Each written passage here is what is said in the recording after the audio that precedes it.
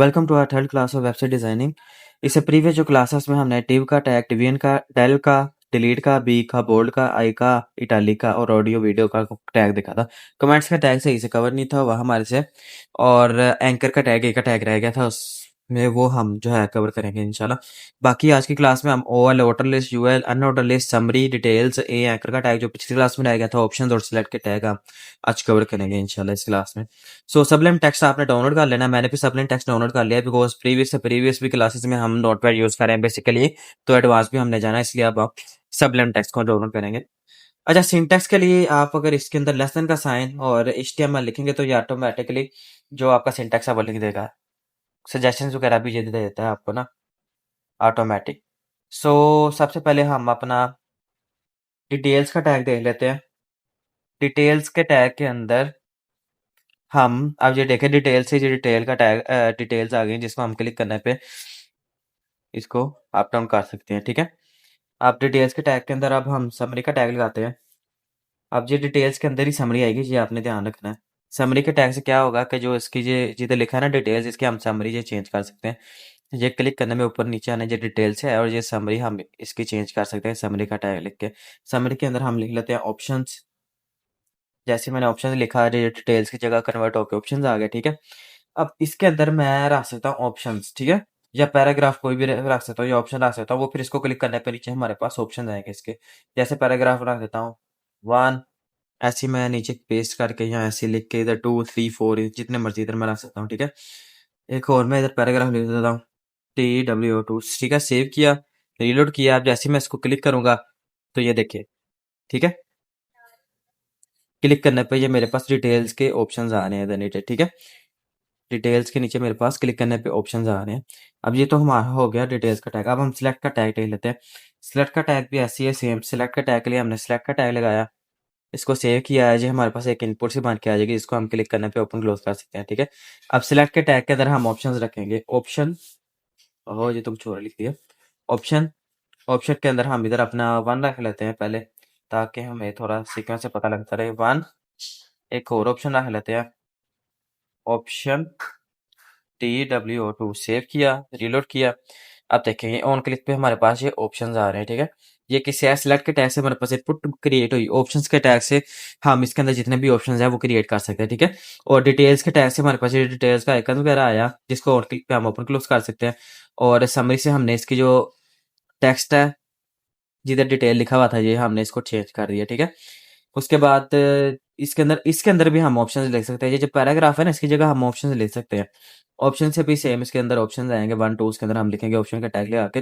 Paragraph मैंने वैसे लिखा है, पैराग्राफ से भी आ सकते हैं आप। इसके अंदर कोई भी ऑप्शन या भी पैराग्राफ का टैग, हेडिंग कुछ भी रख सकते हैं, वो आप पे डिपेंड करता है आप क्या यूज करना चाहते हैं। ठीक है, अच्छा, इसके बाद हमारे पास आ जाता है order list, unordered list. Order list वो होती है जो सीक्वेंस में आती है, अनऑर्डर लिस्ट वो होती है जो सीक्वेंस के बगैर आती है। ऑर्डर लिस्ट OL जो मेन टैग है इसका, ऑर्डर लिस्ट का सेव करेंगे, रीलोड करेंगे। अभी कुछ भी नहीं है क्योंकि हमने इसके अंदर लिस्ट नहीं डिफाइन की। लिस्ट के लिए शॉर्ट फॉर्म है LI। LI फुल फॉर्म है लिस्ट की। ठीक है, लिस्ट के अंदर मैं लिखता हूँ 1, ऐसी एक और नई लिस्ट का टैग LI लिस्ट, और इसके अंदर मैं लिखता हूँ 2। सेव किया, रीलोड किया। अब ये देखो मेरे पास आ गई है लिस्ट। जो ऑर्डर लिस्ट है वो ऑर्डर में आ रही है। ऑर्डर मतलब के सीक्वेंस में 1, 2 ये ऑर्डर्स में आ रही है। ठीक है, अनऑर्डर में जो होगी वो डार्ट में आएगी, ऑर्डर्स के बगैर, मतलब कि कोडिंग के बगैर। ठीक है, UL अनऑर्डर लिस्ट। अब इसके अंदर हम रखते हैं अपने LI। ठीक है, LI 1, और ऐसे ही हमारा LI 2। ठीक हो गया, सेव किया, रीलोड किया। अब ये देखो, अब ये अनऑर्डर लिस्ट है जो डार्ट में आ रही है, और ये ऑर्डर लिस्ट है जो सीक्वेंस में आ रही है 1, 2 में। ठीक है, ये हमारा डिटेल्स का टैग है जिससे हमारी डिटेल्स और क्लिक पे आ रही है।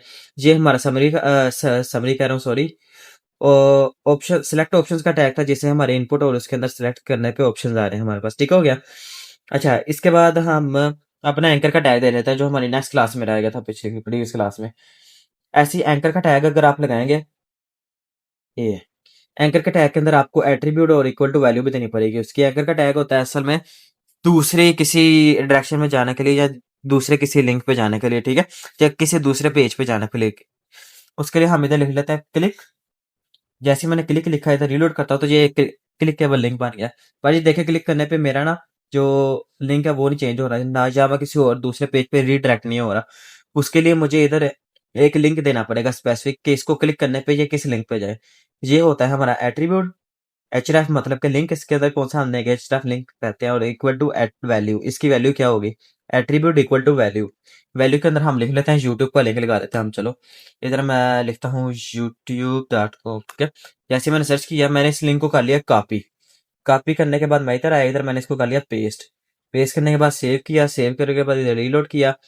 अब मैं इसको क्रॉस करता हूँ। अब देखो, अब जैसे ही मैं क्लिक करूंगा तो ये हमें किस पेज पे लेगा, यूट्यूब पे ले गया। ठीक है, ऐसे आप इधर किसी भी चीज का लिंक देंगे वो उस लिंक पे रीडायरेक्ट हो जाएगा ऑटोमेटिकली।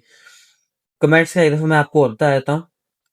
कमेंट्स कमेंट्स सिर्फ बैकएंड के लिए, हेल्पिंग के लिए होते हैं, या अपनी अपनी हेल्प के लिए होते हैं कि हमें जो कोड है वो सीक्वेंस से पता लगे अगर हम साल डेढ़ साल बाद भी देखें। वही less than exclamation sign double hyphen, और इधर हम लिख देते हैं हेडर स्टार्ट स्टार्ट, और इधर इसको करते हैं क्लोज। रीलोड करता हूँ। इसका आउटपुट पे कोई फर्क नहीं पड़ेगा, ये सिर्फ हमारी आसानी के लिए है। ठीक है, और डेवलपर की आसानी के लिए जो बैकएंड इसके ऊपर काम करेगा। एक्सक्लेमेशन साइन हाइफन, और इधर मैं लिखता हूँ हेडर एंड। ठीक है, ये हो गया हेडर एंड। सेव किया, रीलोड किया। अब ये हमारी आसानी के लिए है कि अगर 2-3 साल बाद भी हम देख रहे हैं तो हमें पता लगेगा हेडर इधर से स्टार्ट हुआ है और इधर हमारा नीचे हेडर खत्म हुआ है। ठीक है, अब देख लेते हैं कोई चीज रह तो नहीं गई हमारी। हमने जो चीजें मैंने आपको बताई थी वो मैंने कवर कर ली। ऑर्डर लिस्ट हमने कर लिया, अनऑर्डर लिस्ट कर लिया, समरी देख लिया, डिटेल्स देख लिया, एंकर देख लिया, ऑप्शन देख लिए, सिलेक्ट देख लिया। अच्छा, नेक्स्ट क्लास में हम इंशाल्लाह जो अपना है ना बाकी चीजें कवर करेंगे, जैसे कि अपना इनपुट का टैग हो गया।